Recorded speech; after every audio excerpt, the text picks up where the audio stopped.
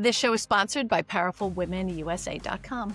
Hey, everybody, I'm Jill Conway, and this is Secrets of Powerful Women, a show dedicated to celebrating and supporting strong and successful women and sharing their stories. I'm hoping that you'll be inspired to pursue your own dreams, reclaim your voice, and discover your strengths.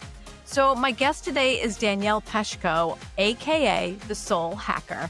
And Danielle is a functional nutritionist. She's a certified health coach and author of the new book called Weight Loss Mistakes Even Healthy Chicks Make, which I love the title of that.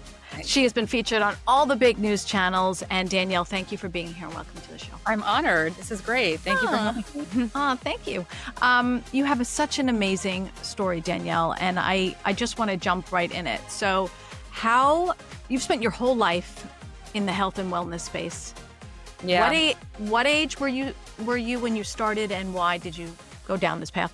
So I actually started at 18 years old, even before I decided to go to college. My mother was very sick with breast cancer when I was a little girl, and she was not healing the traditional route. Now, back in the early 90s, breast cancer was more of like a sentence. It's much more treatable these days. But she was going through the chemo and she just wasn't having success. So she started doing things that we know about now: visualization, meditation, eating a macrobiotic diet, homeopathic remedies. And so I was 9, 10, 11 years old learning about this stuff. And unfortunately, she didn't make it. Her cancer spread to the brain and the bone marrow, and she was in her 30s, and she passed away when she was 38. Oh my God, I'm And sorry. Oh, yeah, it was rough. And I didn't have a dad, and I was, sort of like alone in this world. But she left me. The one thing I will say, like, I'm a very spiritual person, and I know, like, she left me with so many gifts, and these books she left behind shaped my life. She left Many Lives, Many Masters. oh my God, great book. Right? It was Oh all my about God. reincarnation with Dr. Brian Weiss. So she told me, Mhm. I'm leaving this world, but I'll be with you in another life. And I always believed in reincarnation. She loved Medicine and Miracles from Dr. Bernie Siegel, which talked about our relationship with healing and our belief systems and how that really affects us. She left me Anatomy of the Spirit from Caroline Myss.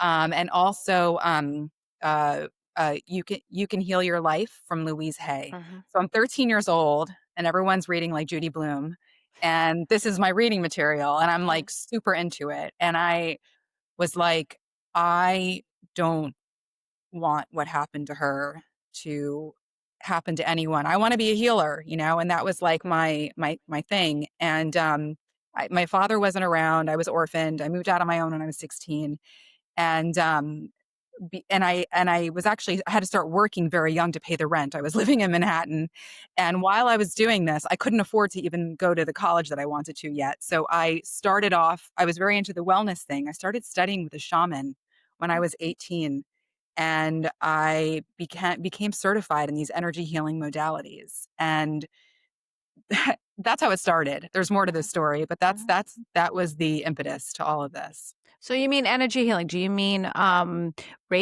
What So do you mean? Reiki, I got my Reiki certification when I was 18, and I also got certified in a modality called polarity therapy, which is another type of hands-on healing.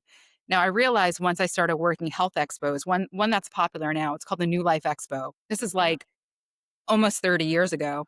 I'm working it, and I'm like, have my little business cards. I'm 18 years old, and guys are like, "Oh yeah, like you do body work?" And I was like, "Oh no." I'm like, "I have to get another degree because back then there was a paper, I think it was like the Village Voice, and Yeah.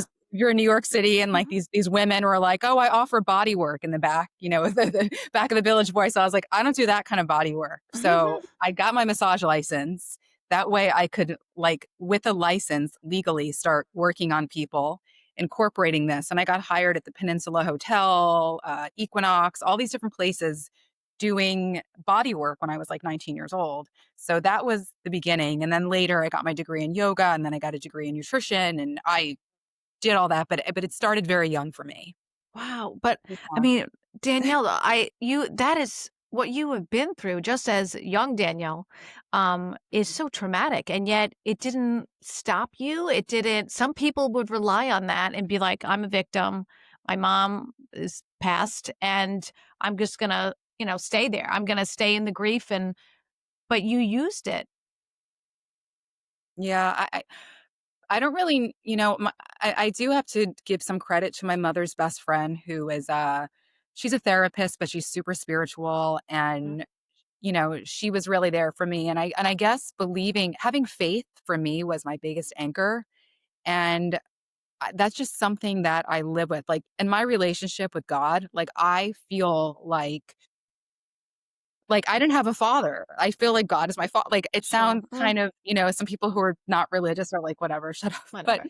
but for me, I always felt very protected and Mhm. I always believe big souls have big challenges. And I Oh. just thought this is this is part of I chose this life for whatever reason.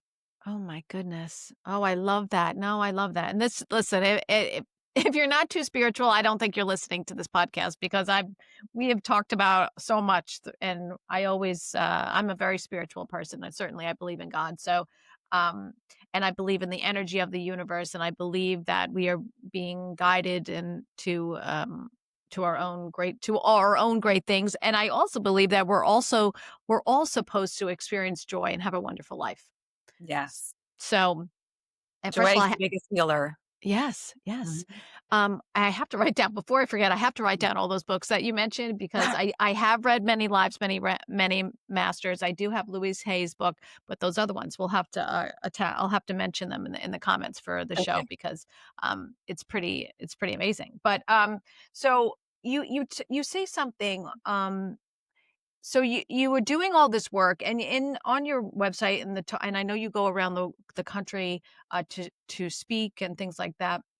You say I was the healthiest sick person you've ever met. Yeah. So what did you mean? What do you mean by that? So I was at this point in my life when I had my first serious health challenge, I was certified nutritionist. I was a certified yoga instructor. I was doing these energy modalities. I worked in one of the top functional medicine clinics in Manhattan. And I was developing also a detoxification program with the doctor that I was working for, who's very well known. And I start feeling really sick. And I'm Mhm. 30 years old. And I'm like, I had just gone through my first marriage. I had gone through a divorce, and I'm like, maybe I'm just stressed. I don't know. And then you start going to doctors. Because sometimes it's too close to home when you're working within a medical practice. You don't want everyone to diagnose you because it just gets a little incestuous. Mhm. So I went out to see different doctors and I was like, I do not feel good. Like I started rapidly losing weight.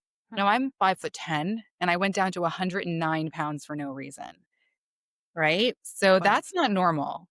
I was not sleeping. I would have nights of insomnia, terrible digestive issues. Like I really felt on the verge of death. And I was like, something is seriously wrong with me. And we later found out it was thyroid cancer.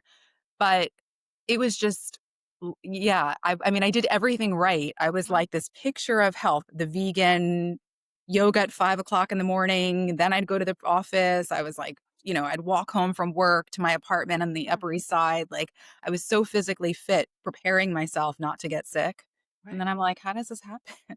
Right. That's a tremendous shock. I mean, I'm sure you're eating healthy, everything, right? Oh, healthy. So what did you do then at that point? I mean, at that point, I ended up there are things you can do for your thyroid that, yes, are natural and with diet and supplements and all of that. But when you're at the point when you have a tumor and then it's Mhm. spread to your lymph nodes already and you have to go into emergency surgery, you have to go to your doctor and take care of it the traditional route. And then you can follow up with a holistic Mhm. protocol afterwards. So I went right into surgery. They removed my whole thyroid and my lymph nodes. I did radiation. And thank God, after I finished that, um, I felt really well and I wasn't symptomatic anymore. Like I got back to myself and I was like, okay, this is really something. I wrote a book afterwards called Smile at Your Challenges. I was like, wow, everyone has something they have to deal with in their life. I'm like, I've been through so much since childhood. Now I had cancer. My Mhm. karma's complete. 31 Right. years old, I wrote this book and Huh. that wasn't it. That was not the end at all. So Well, you were wealthy for I mean, sorry, you were healthy for a little while I was and then healthy. I was healthy for another 7 years, okay. and I was, I really and that's the thing in life, we have to really, really say thank you for our blessings and really Mm, know that things are fleeting and don't take them for granted because like that, you can lose it again. mhm, And I was, so proud of myself. I'm like, yeah, look how great I handled this. And then it was like one weekend in the summer in 2017, and I'm having very similar symptoms again. Not the weight loss, but the dizziness, the stomach aches, the fainting. I'm like, what is going on? And my first thought was, oh gosh, I have a recurrence of this cancer. And I went to see two different endocrinologists. They're like, there's nothing wrong with you. They did a scan of my thyroid. And I'm working in a functional medicine practice at this point. So I said, you know what? Why don't you check me for Lyme disease? And I never saw a bullseye rash or even a tick. But the strange thing about Lyme is that a lot of people get false negative, like it'll say negative, but you can actually be positive. mhm, So it came out and I had a few Lyme bands, but I wasn't fully positive. So the doctors were like, well, according to the CDC, you need to have it show 5 bands. You only have 2. You don't have Lyme. mhm. Well, time passed, it became chronic, and then when I finally checked myself again with another doctor, I had full blown, it showed up as Western blot positive for Lyme disease, and I had chronic Lyme. And the Lyme was worse than the cancer. Oh my gosh. All right. So talk about the symptoms of Lyme for people who don't know. It's Because I called feel like so many people have it and Oh, don't yeah, know it. I got it out in the Hamptons, I'm sure. I know the day that I got it, and so you're in Long Island, you know that people Mhm, are very susceptible. So the mhm, symptoms of Lyme, it's called the great imitator because it can mimic almost about like 200 symptoms, other things. It can present like MS, it can present like encephalitis, it can present like having issues with your heart, or it could vertigo, mhm. fainting, neurological issues, psychological issues, poor sleep. Like it's hell on earth to have Lyme disease. So yeah, that was stage the second thing I went through with my health journey. Wow. And Um, that knocked you down, obviously. I mean, it that's knocked me traumatic. down, but thank God, I worked in a practice that we did, uh, help people with Lyme disease. I always, like, have things that go bad, but then I also have blessings. Mhm, So, I knew about some of these therapies that were kind of novel, but I thought maybe let's try them. So, there was ozone therapy. I was using IV therapy with NAD. All these, a lot of these things we hear about now, but I had access before they became mainstream like they are now. And I also found a really great clinician that I used to work with when I had the thyroid cancer in the previous practice, Jerry Simons. He's amazing, and I knew right away I was going to talk to him. So he had some ideas for me, and between us brainstorming and working in the clinic, and I was able to really get back to like my 85%. Lyme is one of those things that's very hard to 100% heal, but I was mhm. like, I got back to a good place. I'm exercising, I'm working out, I'm feeling well again. And then 2020 comes around and we have COVID. And I wasn't so scared of getting it, surprisingly. I thought, like, look at me, I'm so resilient. I've been through the thyroid cancer, I got over the Lyme. This thing's not going to take me out. Right.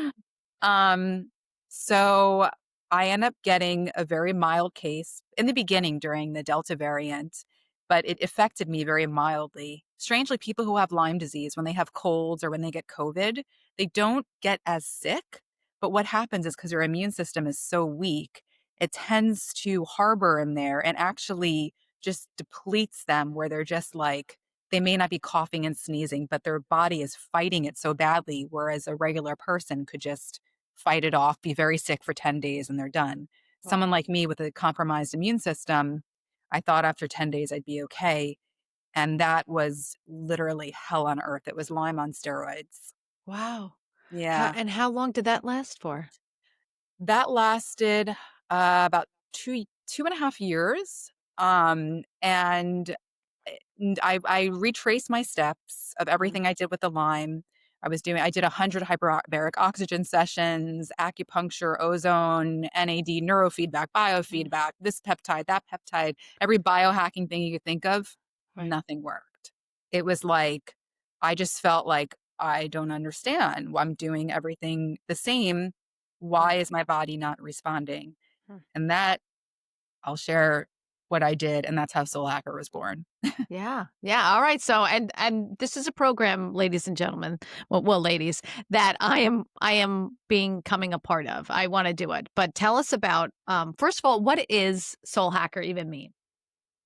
So the word biohacking has become so popular now. People are you if anyone doesn't know what biohacking is, it's hacking your biology, meaning doing these things that help you to upgrade your health, whether it's jumping in a cold plunge or standing in front of a red light or using a peptide or doing these type of novel therapies so people can live longer or it's for anti-aging. And I understand the premise behind it. I'm not knocking biohacking. Mhm. But the issue I find with it is that it focuses so much on quantifying what you're doing and only looking at the body as a physical being. So we're doing all these physical things to heal ourselves, but it in many ways feels very robotic to me because we're not robots. We can't, that's where like AI, there's that human touch and we have to look at the body as mind, body, spirit.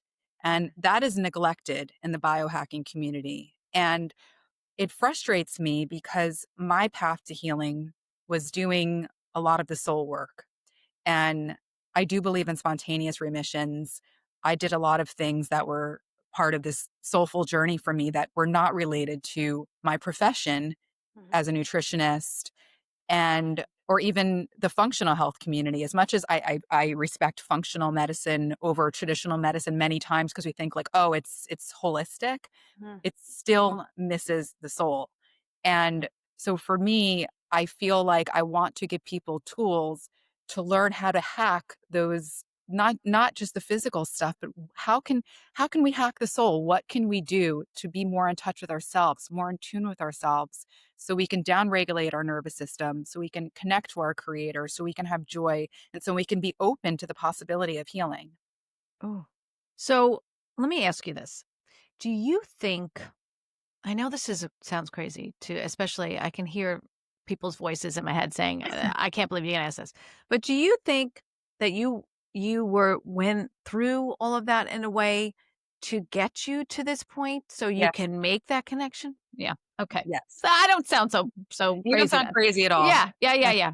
But I do say now, I do pray every morning and like I have this dialogue. I'll just talk to God out loud. And when I do, I'm always like, please, if you want to teach me a lesson again, like just tap me gently on the shoulder. Don't let it be through physical suffering. I get the message. I'm clear. I will do the work I need to do, but I don't want to learn that lesson anymore. Right, right. I got the message, God. No need for to repeat it or to yell at me. I got it, right?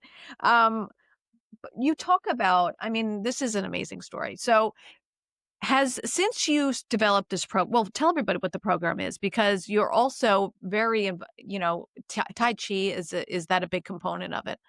So Tai Chi is so it's like I call it Tai Chi light. There's one Tai Chi video in there. It's kind of Tai Chi's hard to learn remotely. It's Yeah. something that's good if you start to practice with a teacher and then you can continue if you know the form. So I Mhm, include that on there with my teacher, but it's also qigong, which is another type of internal form which moves the qi. And qi means energy according mhm, to the traditional Chinese medicine system. mhm, And when we think about the organs in our body, all of our organs are connected to different emotions. So in Chinese medicine, they understand this concept. You go to an acupuncturist and you're like, oh, I'm dealing with extreme anxiety. It's mhm, likely you may have spleen chi deficiency, or if you have an issue with fear, it shows up in the kidneys. mhm, So to do this qigong, it helps you to circulate the qi and also work to strengthen the organs, but also it really helps with getting grounded. And when people are, it, it's interesting. I was thinking about this today, and it's something I want to talk about more. But when people are chronically ill, whether it's autoimmunity, Lyme, long COVID, thyroid disorder, or even hormonal imbalance like perimenopause or menopause, Mm. it's a dysregulation of the autonomic nervous system. So, w- whether you have any of these syndromes, the remedy many times is the same. Sometimes I don't even need to know when I talk to somebody, and it's like they have symptoms from perimenopause or they have symptoms from Lyme disease. I might Right. do the same thing with them, and that is downregulate the nervous system through a lot of these practices. So tell us what some of the practices are in Soul Hacker. Like if I So, come to you and say, like I mentioned to you, I don't know if it was off camera or in the middle of this, but if I said, you know what, I'm cortisol levels are super high, I'm stressed out. What would you so tell there's a me? few things. So if I'm working with someone individually, it's different than if they Uh, join Soul Hacker and they watch some qigong videos. There's okay. a difference because I get to really understand their what Yeah. they're going through. Right. But first of all, I think just really getting back into things like just as simple as nature. I mean, a grounding exercises, and when I say grounding, is really connecting with the earth and getting rooted. We're so overstimulated with news, constant notifications, the all the Wi-Fi, all that dirty energy that we need like almost like a shower in nature. So Mm, I live between New York City and also Miami, and when I'm in Miami, I like to practice my qigong exercises barefoot in the sand near the beach, near the water. That will really bring down your cortisol if you're talking about like being in that state. mhm, It is tremendous for what it will do for you. When I'm in New York, I'm at the park, I'm barefoot. I put on some tick spray, but like really work on the grounding and doing these rooting exercises. And some may be just like smacking the belly and grounding, bringing the chi down. Because so also with qigong and Chinese medicine, we have a lot of these issues, which can be vertigo, insomnia, um, overthinking, too much chi in the head. We need to mm, bring it down. mm, So that's why grounding brings you more rooted in your feet, but also there's exercises you can do to bring down the chi. And that was a huge part of healing. It seems like, like how does that even work? But it's yeah. really, really helpful. I was also just in Sedona and I've been spending a lot of time there. And the energy vortexes there are Mm, so special. And I take off my shoes and I do qigong and tai chi there, and I feel so rooted that my body doesn't even remember having ever been sick when I'm there. mm. It's like very healing. So I think that's one thing is doing that. Um, so How did and you well, I was go ahead, keep going, and then I no, have a I feel question. Go ahead. No, um, I love it. Keep going. Yeah. Also, we hear about the vagus nerve, and that's also very important because the vagus nerve has a lot to do with the gut-brain connection, which is so critical to make sure that we are not in the sympathetic fight or flight all the time. And there are ways but also when your vagus nerve is when you have poor vagal tone, it can also show up digestive issues, gastroparesis, headaches, insomnia, heart palpitations, all of these things. So there's even some things that we can do besides uh, breathing, but also I mean, I do exercises with the belly to help regulate the vagus nerve. I also sometimes will use a TENS unit, and I show clients I work with how to stimulate the different centers of the stomach that can help to relax us and actually can connect to even our overthinking. So that's also very important. Um, Visualization was tremendous for my healing. I mean, that was like the thing that catapulted all of this. I saw it already before it happened, and that was very clear. So I think people also would really benefit by using visualization if they're not well. I always, so that this is in my wheelhouse because I love, and I mentioned to you earlier, I mean, which is visualization is also considered, manifestation, right? In the Yeah. process of manifestation, Mhm. which is still a little woo woo for some people to even think about. But it's so funny because, like, as you mentioned, the Wi Fi system, I think I posted about this on Instagram.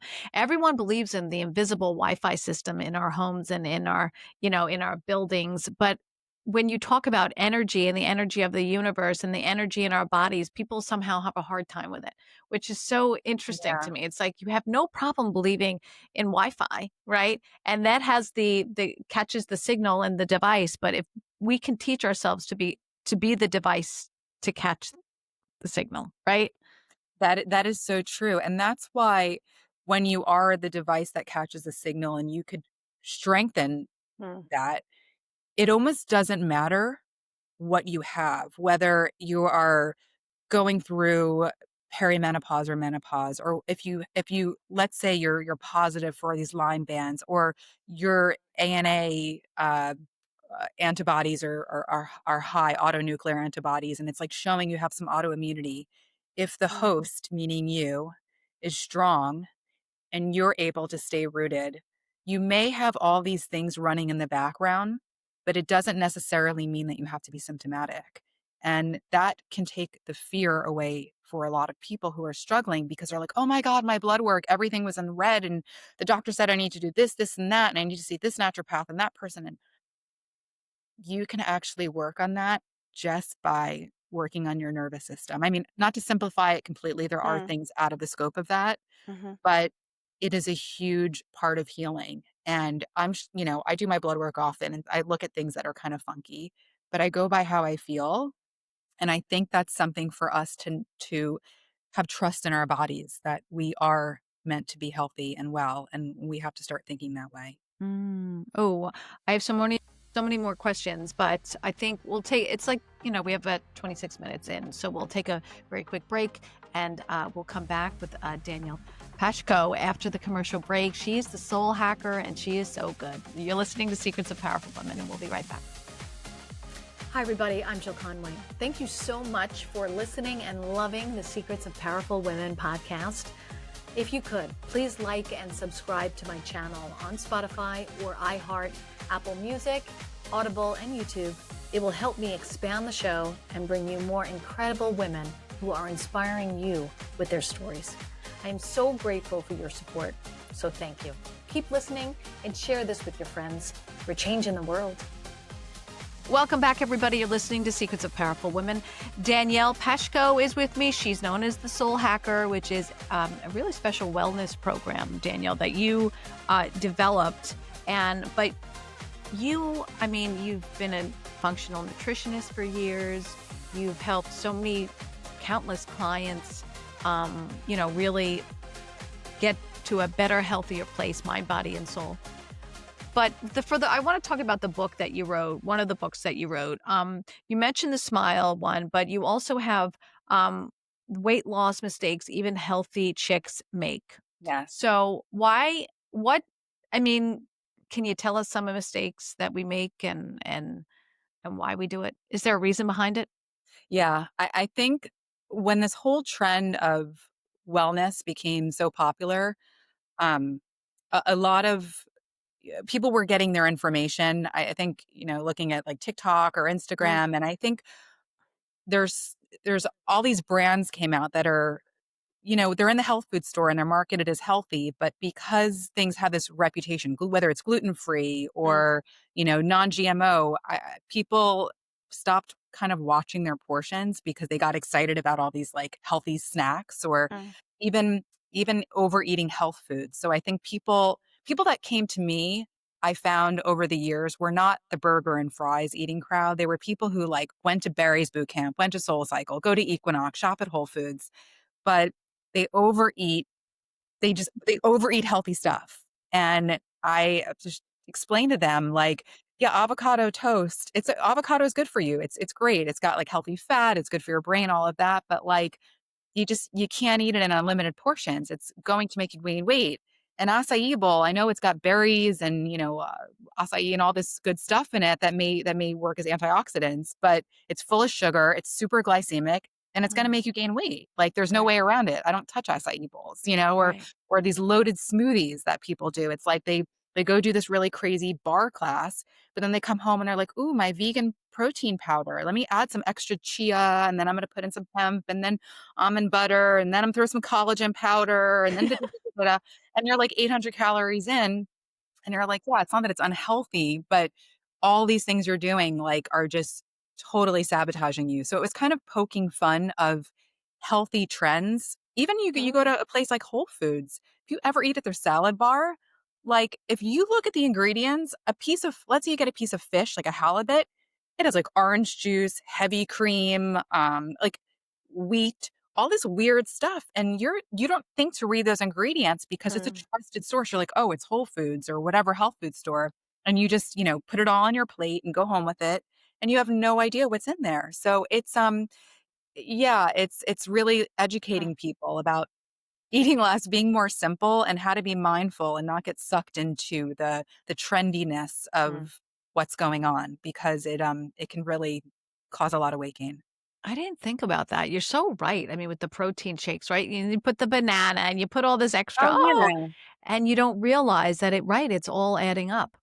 Let me ask you, it's so, so popular, and I feel like it just keeps getting more popular, intermittent fasting. Mm. What's your view on that? It really depends on who you are and Mm, and how you can handle it. I personally don't love it for the population who is dealing with chronic illness. I think because their adrenals are so burnt out already that I think it further taxes them, and mm, it can honestly be hard for them to let me talk about issues of cortisol. I think it could be problematic. mhm, And also for women who are going through their hormonal changes, I think it could be very hard on the system. mm, Especially people who are doing intermittent fasting, but they're like, "Oh, but I'll just have coffee in the morning." If you mm. wanna blow out your adrenals, just go ahead and do intermittent fasting and have, like, a giant coffee that's black. You think you're I doing yourself a favor, you're crashing your system. I think it's yeah. So, listen, it has benefits. I mean, there's the autophagy part of it, which is, eating up those dead senescent cells and, it could be good for clearing. On the other hand, for men, I think it's just fine. hmm, Women are very different because our hormones play a big role in the way that we handle certain things. So, since our biology is different, it's like the same reason why a man and a woman could be on the same diet. And you're like, "Well, mm, why did he lose 10 pounds? I only lost two." Like, and right, you've both been doing it for 2 weeks. It has to do with hormones. So, we have to honor that. And I'm more about nurturing women's bodies. So, I don't love intermittent fasting for women. But mm. for men, on the other hand, I think it can be great. Oh, what you just said is so, oh my gosh, it pertains to me because I was having, and I thought it was healthy, the black coffee, right, Oh, every morning, right, first thing. And then I oh went to gosh. the doctors, and the functional medicine doctor, she was like, "Oh my God, your adrenals, what the hell are you doing?" Yeah, And I was like, "What do you mean? What do you mean?" Right? But and then yeah, I read, and I didn't realize this till recently. I didn't realize because you know, everyone thinks like you mentioned, one size fits all, but it's truly even I could have a sister who the opposite works for, right? it's true. Yeah. It's Yeah. totally true, but also, like, the people who do that and they follow the Mm, biohacking and they're like, "Now let's intermittent fast and then cold mm, plunge." If you're a woman going through your changes or you mm, good luck. Like, that is just it's honestly mm, I think it's terrible. mm. So, I That's think so you have interesting. to really be careful not to follow trends. I think, like, Mhm, and that's where our bodies we all have an intuition, and mm, sometimes we know, like, intuitively if this is, like, the right thing or not just because, like, some influencer or some famous biohacker says, like, it's good for you, mm, doesn't mean it's good for you. So, mm, we have to, like, sometimes sit with things and be like, how does this feel, mm. Should I take this on? And I think, we need to start getting in our bodies more before we jump into stuff.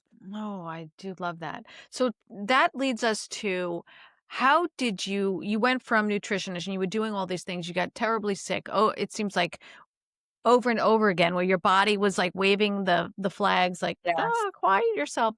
How did you find Tai Chi amongst everything else? Because you were a yoga instructor, right, for years, so Yeah. how did you get there? It's interesting because, I mean, I was so into yoga. I mean, I taught at Equinox and, I mean, all Yeah. these, like, really great places. I was, like, The one of the sought after, hard to get into places in New York Equinox, City. Exhale, Peninsula, Reebok, Yeah. Sports Yeah. Club LA, everywhere. Mm, Yeah, so I'm like this yogi, and, I'm doing the yoga, and I'm just not feeling well after my practice. And I love yoga, by the way. I'm not telling anyone not to Mm. do yoga. I think it's great. Do you still do But it? um, like for hip opening stuff, I'll do a little, but I'm very into martial arts. I love Mhm. Wing Chun Kung Fu, and I Mm. also Tai Chi and Qigong. So I'm like a Sh total martial Such a arts person. badass. I love it.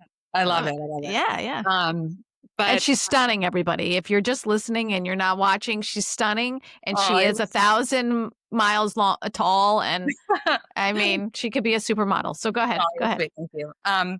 So I uh I was really sick. I was at a point where I had the long COVID, the Lyme Mm, flared, and now I developed something called POTS, which is mm, an autoimmune condition where your heart rate goes skyrockets. You have this terrible tachycardia, and at the same time your blood pressure drops and you faint. And I felt like I had a traumatic brain injury. Like I couldn't think, the room was spinning constantly, and I was like, I felt like I wanted to die because mm, I mean, I remember saying, and it sounds so terrible to say, but I was like, I remember like, I'm like, when a dog is really sick, you put them out of their misery. I'm like, I've been at this for 2.5 years. I don't see any hope. Like, I don't even know if I want to live anymore. And I was that same person who wrote Smile at Your Challenges. I had to mhm. reread my book, and I still wasn't convinced that I was going to be Well, okay. you're human. You're human, though. Yeah. Right? Mhm, So then I said, okay, I think I don't know what got into me, but I started like tapping back into my childhood and thinking mm, about these books my mom left. And part of it was visualization. And so I would be home a lot because I felt sick. So I started doing these visualizations where I started watching myself. I was very into kung fu movies when I was a kid. And I started visualizing myself like kind of doing these moves I could recall in these kung fu movies. Now, I had not practiced any martial arts yet at this point, yeah, but interesting. I'm watching Mm, myself go through this whole motion. And because in my mind, I wasn't like, how am I going to heal? Like what's the therapy? It was just like seeing myself as this badass martial artist, right? But then I would get out of my meditation and I'd be like, but I'm so weak. mm, So I was like, well, the only thing I guess that's left to do is I was like, maybe I'm like, I know like Tai Chi is like a bunch of elderly people in the park. I'm like, but maybe it is Kung Fu. It's just the internal version. I'm like, the only thing I could do is that. So like, let me try. But I was even too out of shape to go into a class with a bunch of, elderly ladies in the mm, park. So I was like, let me find a teacher who will teach me privately. And there's an expression in martial arts that goes, when the student is ready, the teacher will appear. mm, And I just like did a quick search and I found this teacher. His name is Sifu, which means teacher in Chinese, Sifu Gary Tong. And he took me on as his student privately. And we started to work together. Like several days a week. I mean, he was like if you think of like the Karate Kid, like Mr. Miyagi, mhm, Daniel-san, like mhm, he took me on and he understood chronic illness. He had been through some things himself and he healed and he's like strong like an ox. mhm, And he said, you have to work. He didn't know the complexity of Lyme, but he knew chronic fatigue and he understood. So he said, first, we need to start getting you rooted. You're not rooted. Too much chi, too much, like mm, Chinese background, talks a lot about chi, he's Buddhist. He was like always telling me these amazing stories. And he said, you have too much like heat in your head. You need to bring the chi down. You need to get grounded. And he started me with these exercises, fusing Tai Chi and Qigong very slow and working on my rootedness. A lot of like stomach tapping my body, opening up all the meridians, like my chest, my head, like toe tapping like this to bring down the chi for sleep. Like these things you would never think of that actually are helpful because I wasn't sleeping well either. And slowly I would see him a few times a week and s- healing was like my full-time job. And slowly I started to like really like see progression every week. And I would say by like 3 months, I told him, I was like, I used to do these visualizations with Kung Fu and that like I told him how I got to him. And he was like, "Let's just keep working, and I think you may be surprised how strong you get." mm. And then so that was like a 3-month mark. 6 months later, um, he told me, "It's like I think you're ready to, I really regained my strength back." And he said, "I think you're ready to like practice kung fu." And I was like, "Kung fu?" Like, and he said, "I want you to try Wing Chun Kung Fu." And I'm like, "Isn't that the kind that Bruce Lee is known for?" It is. Oh, So he said, "Yes, but, Wing Chun," which is very interesting for your network, so I'll just tell you. gotta So write it Wing Chun down. Kung Fu that Bruce Lee is known for Mhm. was actually developed by a nun named Wu Mei. She was from Shaolin, and so this nun named Wu Mei Hmm. took on her student, and her name was Wing Chun. And Wing Chun is a female, and she taught this lineage of kung fu to her husband, who later on uh, traced down to the lineages, who eventually got to Yip Man, then Bruce Lee, who popularized it, and now all these men practice Wing Chun Kung Fu, but it comes from women. Wow. Oh, I didn't know that. Oh my So, goodness. it's really amazing, but the practices that we do, you're like, "How do you jump into Kung Fu from this?" So, I Yeah. started very slow. I remember going to the studio in New York City 6 months out of, like, my hell, and I'm still, like, kind of off balance. This is, like, 2 years ago.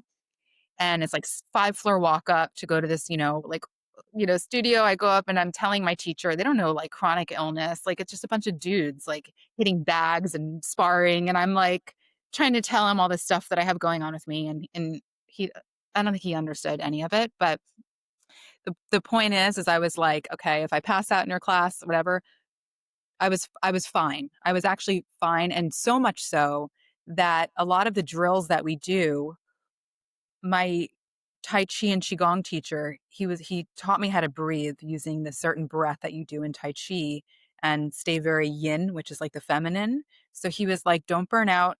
Watch your posture, use your breathing.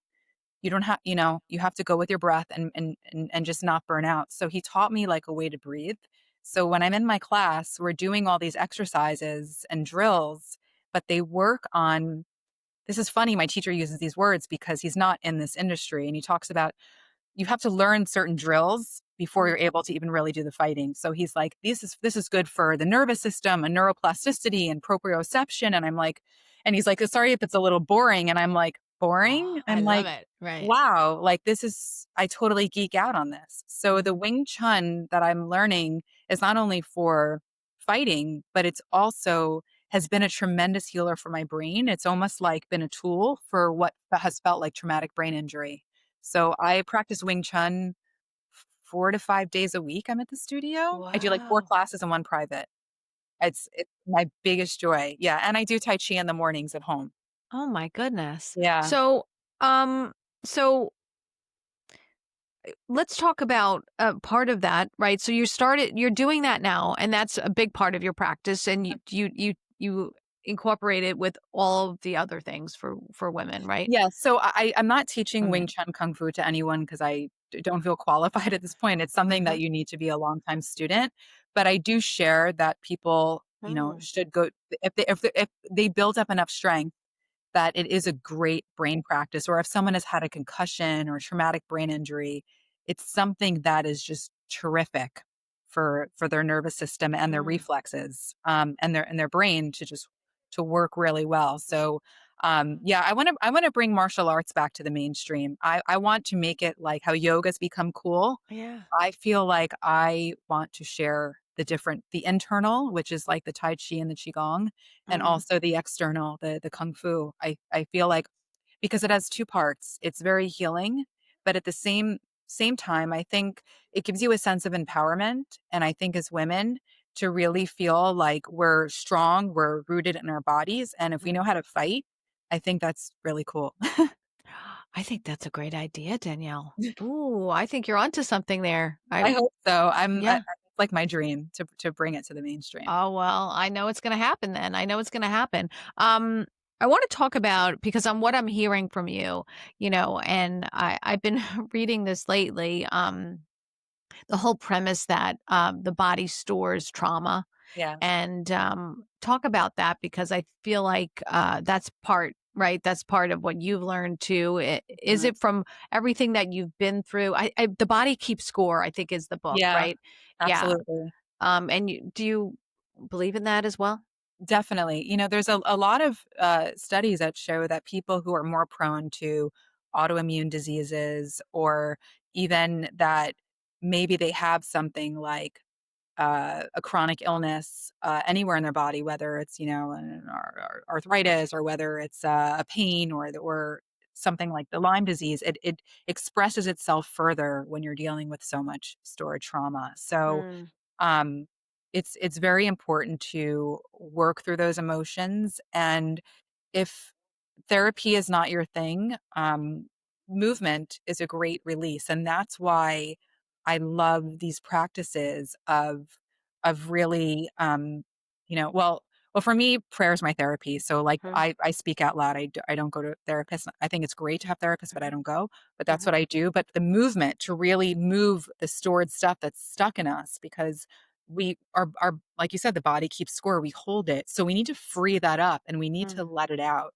And even screaming can be great. I was just in Sedona, and I was in the top of this like mountain in this vortex, and we're doing all these things. We're like punching our chests and like doing all this qigong, and then part of the exercise as the group of people is to kind of scream like whatever you want. And mine was like I am healed, and I was like, I am healed, and like I screamed on the top of this mountain, and you kind of, you're like, whatever if I sound like an idiot, but it's like affirming that to like the universe, mhm, like I'm good, and really like embodying that. So I think we need to let stuff go. And we need to mm, like learn to forgive people and not hold on to stuff and not sweat the small stuff. And it's so hard to do because we're human beings, but it's like a mm, practice. Like I'm not perfect at it, but it's just like I have the discipline to do kung fu or work out or whatever.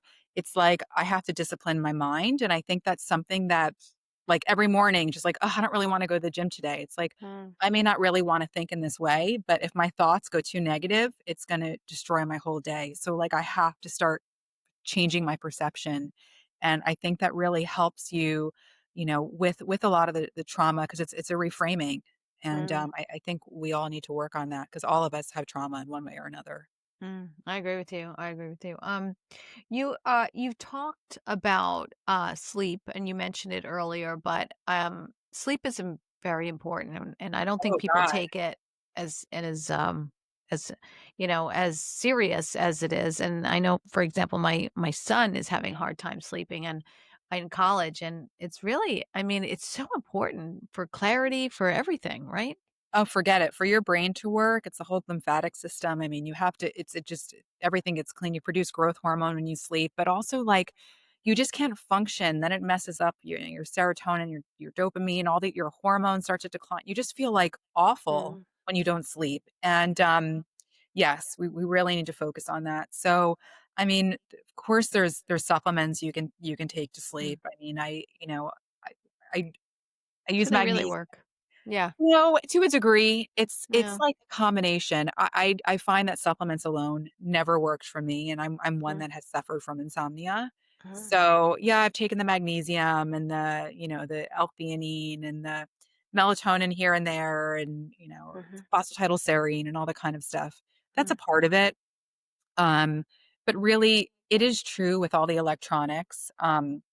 There is way too much stimulation. We need to really get off our phone, stop checking messages, stop checking emails like after 9 o'clock, 9:30. mm, Get off your screens if you can. I do recommend shutting off your Wi-Fi. I know sometimes it's for whatever reason they can't. If there's really a reason, I get it. Or if you're in an mm, apartment building like me, you're catching other people's signals. So, but also, then that's where the qigong comes in. I mean, mm, I do exercises at night. One is called sleeping tiger, where you're laying on your back and your hands go up and your feet go up, but it works on your core and it helps to bring everything down and it helps you to relax. Combined with the exercise of toe tapping, where like your toes are at and your big toes are tapping like this, and I'll interesting. do that for like 20 minutes. And also, we have a lot of tension in our necks. And there's this wooden neck pillow that I use that works on these. It's made to work on acupressure points, and I will like lay on it and work all the points around my neck. And I've learned how to use acupuncture needles. So sometimes we have all these auricular acupuncture around our ears. So Mhm. I will needle my ears too. Wow. Got it down. Wow. So tell me about your whole process because you wake up, right? You get up. What's a typical day in Danielle's life?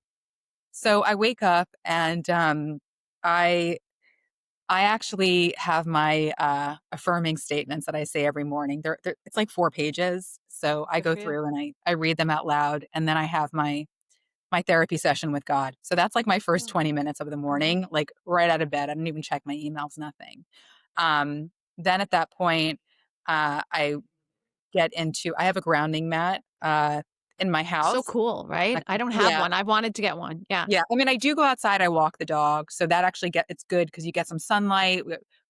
A lot of you have heard if you get some red light in your eyes first thing in the morning, that can set your circadian rhythms, which is good. So I get Mm. out, don't wear sunglasses. I make sure to get some light in my eyes and I take the dog out. Then when I come back, even when I'm with the dog, I might start doing I take him to the park. We have Riverside Park in New York City, and I do my tapping. And it's always like a conversation piece. Not that I'm trying, but like I'm kind of tapping my shoulders, large intestine, the Yeah. chest. I'm doing I'm Yeah. tapping my hamstrings, my whole body, my belly. And people are like, "What's that?" I'm like, "Qigong," and the dog's running, and I'll go into it. But if it's bad weather like today, I have a grounding Yeah. mat in the house and I do my exercises. So that's like how I start. And then Danielle, I have a suggestion. Wait, time out. Because it just came into my head. Maybe you start doing like free classes in the park for like a one day a week, just yeah, for like I've 15-20 minutes or something. yeah, no. You're so right with that. I Yeah. actually because I'm going to be going to Miami for the season like in another 2 weeks. So I actually plan on doing that at the beach when I'm down there at sunset. Yeah. So at least once a week. But I think when I come back to New York, I'd like to do that. Yeah. And just get people aware of it, you Yeah, know, and then you can have, I mean, I see you doing you have a whole studio just for that. I think it's so cool because they don't know about it. They don't know you about it. don't. Yeah. I mean, and if I hadn't been through this health stuff, I would be like, what do I want to do this slow? Like you don't Right. see the magic in it, just like we talked about the energy, how it seems so subtle. Like you don't see the magic of qigong. Like when Mm, you're not when you feel well, you're like, what do I need that silly stuff for? But if I was a person who could barely go outside without feeling like I was going to tip over, and now I'm practicing Wing Chun Kung Fu, there's something special about it. right. So Right. yeah. Right. All right. I'm sorry. And I cut you off. So keep going. So keep No, going. great idea. It's a great Yeah. idea. And then from there, I have breakfast. I feel good with protein in the morning. So Uh-huh. for me, um, a lot of times I have dinner for breakfast. It's not weird for me to have a piece of salmon with avocado for breakfast, or um, I'll even have a piece of steak in the morning. Like my brain feels good with protein in the morning. So that's just Mhm. what I do. But I'm not saying Mhm. for everybody. And then I start working, Mm. and then I just try to be as present as I can during the day. I work.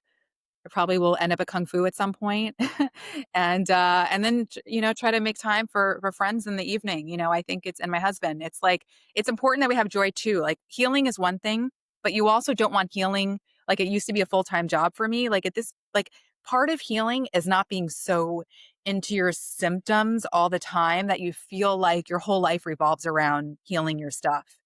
If you focus on finding the joy in what you're doing, suddenly you'll be like, "Oh, I didn't Mm. even think about it. Like, actually, I kind of feel well. Like, I wasn't thinking about my issue." And Mhm. that's really the place where we want to be. Do what you love. Like, really try to find happiness, and that was a big catalyst to feeling better. I was gonna ask you if you had to give one tip to people listening, just, I mean, because you have an amazing, process in your day, but, I typically, people like, I can't do it all, right? And I can't incorporate I would love to, but slow little bits at a time, right? But if they could start off doing one thing, what would you say to do? Gosh, I think movement, and it doesn't all have it doesn't have to all be at once. Like some people think, "Oh, I have to go to the gym every morning, and if I can't go, then I'm not going to do it." No, like taking breaks in between your day, and once they learn these kind of practices, it changes your mental state. Like Mm, if you're leading a podcast, for example, and then you're like, "Ah, you need," and they have another one coming up. No, it's good. You start tapping your body, shaking it out, and suddenly you're like, you wake up again and it's like mm, it's a whole it's like another day. Like you've woken yourself up. And I feel like people, if they can use this, it just helps them to not feel the slump of like, Mm. oh, like, oh God, it's 3 o'clock. I'm not off until 7. Like it Let me just, grab that sugar bar, like right. that chocolate Exactly. bar. Yeah, right? Stand up and move. Moving, Mm, moving, moving. It's so important. It's as important as what you put in your mouth. It's important. We have to move our bodies. mm. What, what do you see the next few years like going? Before you build this whole practice of the Tai Chi and yeah, I see it. I thank you. I'm glad. So like I said, I would love to bring martial arts more mainstream. I'd love to do more speaking, and I really just want to share with communities that are really struggling, especially women. I feel Mm, like I really I understand, and I feel them, and I just want to be of service. Like honestly, I mm, just want to be able to really share what's worked, and help people to get out of their pain, because there's a lot of suffering in this world, and some of it we have to go through, but some of it we can change. mm. Yeah, no, I agree with you. How do people get a hold of you? How do people contact you? So they can go to my website, which is so it's soulhacker.com, but it's soulhakker.com. And on Instagram, I am the soul hacker with 2 Ks. And yeah, and anyone who wants to reach out, you do. So tell us what you do. So just so people know, you're a health coach. You Right. So I can. do nutrition. Mhm. I help them. So normally it can be like a one session, or it can be a program that I do with them. I recommend programs because most people, it's like Yeah, seeing a trainer once, but yeah. if you want to get your feet wet, and really help them to kind of analyze what they're doing in their life, and help them reset, and Mm, start to change their habits, which is nutrition, which is their thought process, which is getting into some of the spiritual stuff if they want to go there. And that's more like a one-on-one. And I, yes, I qigong is a part of that, and I will explain them and walk them through that. mhm, And then if there's someone who's just interested in just watching some videos, they can just go to my website and sign up for that, and that's something else they can do. You also talk about soul coaching. So what is that? So it's for people who really just need to just to really connect more with their spirituality, and want to learn these practices, to want to understand, I don't know how to meditate, or I want to visualize, but I, I don't it's so Mm, hard for me, or mhm, like how do you pray? How do you have faith? There was someone who came to me, mm, and he was a man who I feel like he had the weight of the world on his shoulders. He kind of reminded me of like, I don't know if you've seen White Lotus, but he mm, reminded me of the husband in White Lotus who was like trying to protect his whole family, but he was like secretly suffering with so much stress on him. And he had chronic Lyme, but he was like a real estate developer. He had to support his family, and like he didn't look sick, and he said, I heard mm, about you. He saw me on maybe some like news segment or something. And he said, I just want to know it's real, and that you can actually heal from this. And he's like, and for me, and he said, for me, he said this, he's like, mm, just seeing that, and seeing someone who's been through what I've gone through, and like learning some of the things that you do, like for me, that mm, like that's giving me hope. And that's like that was an experience for him that really, made him a believer, and we worked on some of these things together. mm, And so it's people who are like really stuck, and to teach them, how do I tap into this? And mm. I like to share that with them. Do you still struggle with the Lyme now, or do you feel good, every day?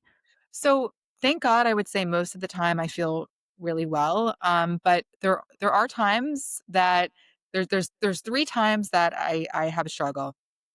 One, during my menstrual cycle.